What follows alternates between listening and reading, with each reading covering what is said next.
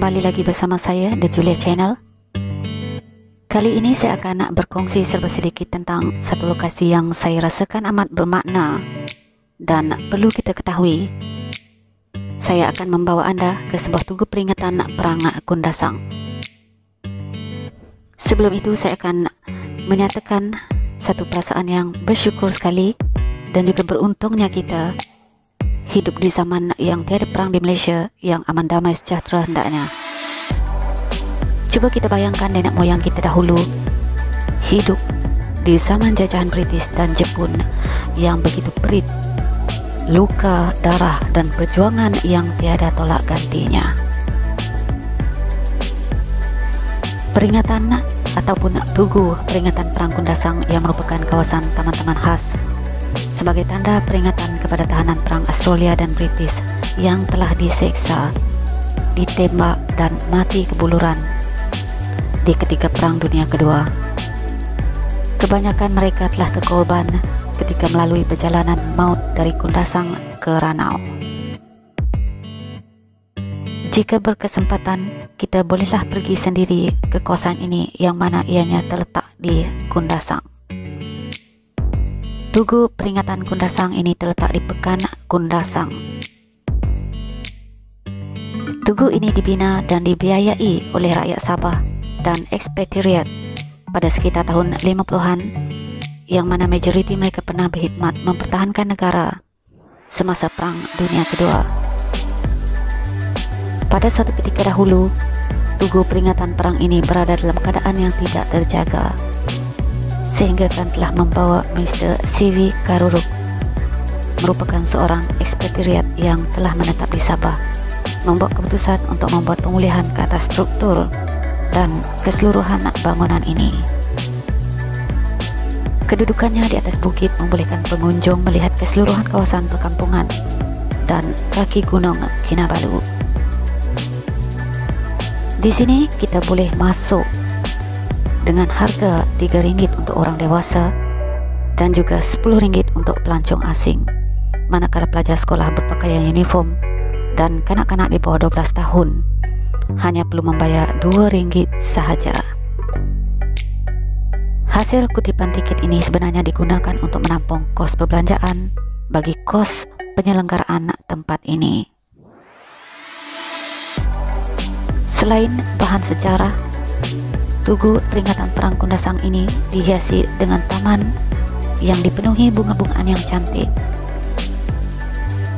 Tugu peringatan ini diberi ataupun telah terdiri dari 4 taman yang melambangkan tanah air pejuang tentera semasa zaman perang dahulu, seperti Taman Australia, Taman Mawar Inggris, Taman Borneo dan bunga liar dari Kinabalu, dan taman kontemplasi dengan kolam refleksi dan pagoda. Jika kita lihat di sini, keratan akbar dan memorabilia berkaitan dengan Perang Dunia Kedua di Sabah, Memorial Day dan testimoni serta surat-surat dari bekas tentera telah menghiasi dinding di taman ini. Pengunjung juga boleh menyaksikan tayangan video di teater dengan harga RM10 seorang.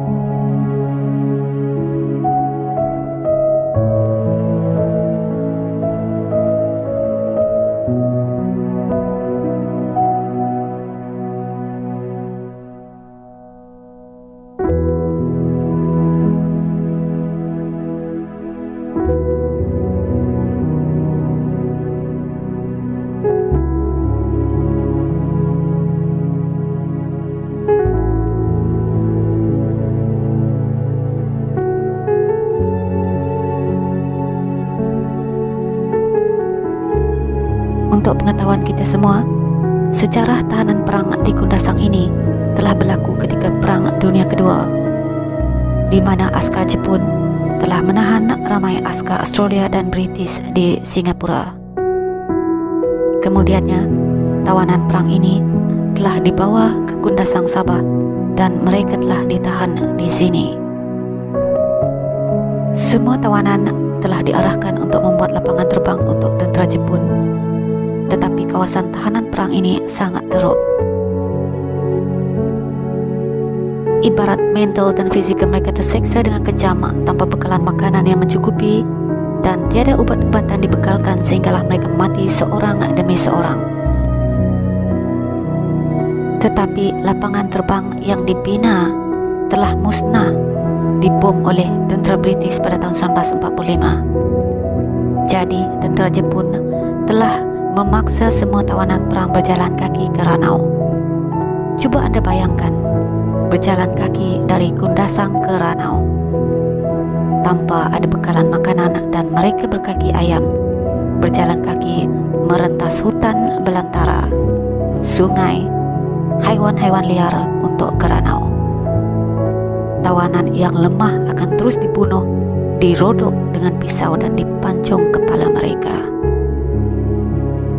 Coba kita bayangkan, kumpulan pertama seramai 450 orang tawanan perang telah tiba di Ranau. Tetapi hanya 6 orang saja yang mampu bertahan dan selamat sampai di Ranau. Di sana mereka telah ditempatkan di kem yang sempit dan kotor, kemudiannya mereka jatuh sakit. Bagi kumpulan kedua pula, mereka telah mengambil masa sebulan berjalan kaki di hutan untuk sampai ke Ranau. Cuma beberapa orang sahaja yang telah berjaya. Bagi kumpulan terakhir pula, yang mereka meneruskan perjalanan ke Ranau, semuanya mati terkorban dalam perjalanan karena terlalu lemah dan sakit.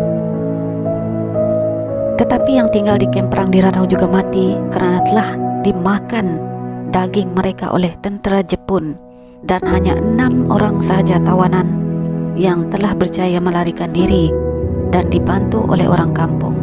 Betapa kejamnya tentera Jepun pada masa itu.